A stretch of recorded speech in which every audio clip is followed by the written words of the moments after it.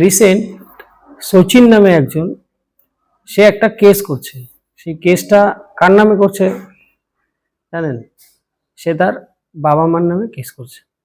কেসটা করার কারণ তার ওবিসিটি। সে আজকে নানান ধরনের রোগের সম্মুখীন হয়ে আছে, তার ফলস্বরূপ তাকে তার বাবা মার নামে কেস করতে হয়েছে। এখন ভালো খারাপ আপনারা ডিসাইড করুন, কিন্তু এই এক্সাম্পলটা দেওয়ার একটাই কারণ, বাচ্চাদের ডায়েটটা দেখে না বেশিরভাগ বাবা মাই। যা চাচ্ছে, যে কোনো প্যাকেট ফুড, যা চাচ্ছে, যে কোনো ড্রিঙ্কস, 5 মিনিট হচ্ছে, 10 মিনিট হচ্ছে, এই খাবো সে খাবো, ওই খাবো সে খাবো, যা যাচ্ছে তাদেরকে দিয়ে দিচ্ছে।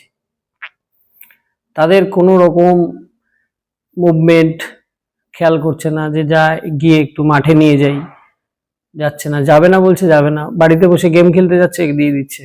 যার ফলস্বরূপ কিন্তু চাইল্ড ওবেসিটি কিন্তু আজকে ওয়ার্ল্ডে মানে ক্যান্সারের রূপ নিয়ে নিচ্ছে। দিনে তাদের কি কি রোগের সম্মুখীন হতে হচ্ছে আপনারা জানেন। বাচ্চাদেরও চাইল্ড ওবেসিটির কারণে ফ্যাটি লিভার থেকে শুরু করে এমনকি ক্যান্সার সেল পর্যন্ত গ্রোথ পাচ্ছে। মহিলাদের মধ্যে পিসিওডি, নানান ধরনের রোগ সবাই আমরা জানি। কিন্তু তার কারণটা কি জানি আমরা? সে কারণটা কিন্তু বাবা মারা ছোটবেলায় অতিরিক্ত ভালোবাসা, এক্সারসাইজ করতে না দেওয়া, এক্সারসাইজ করলে এই সেই হ্যান আমরা নানান ধরনের। এইটা কিন্তু আমাদের চেঞ্জ করতে হবে, না হলে কিন্তু কালকে আমাদের ছেলেমেয়েরা বাবা মা হতে পারবে না। তার কারণ কিন্তু বাবা মারাই। আপনাদের, আমাদের সবাইকে বাচ্চাদের ওবেসিটিটাকে কন্ট্রোল করতে হবে। তার জন্য ডায়েট ঠিক রাখতে হবে, তাদেরকে সুষম খাবার দিতে হবে, তাদেরকে প্যাকেটিং খাবারের থেকে দূরে রাখতে হবে, এক্সারসাইজের দিকে ঠেলতে হবে, তাদেরকে ফিট রাখতে হবে, তাদের নেক্সট যে ফিউচার আছে তার দিকে আমাদের দেখতে হবে।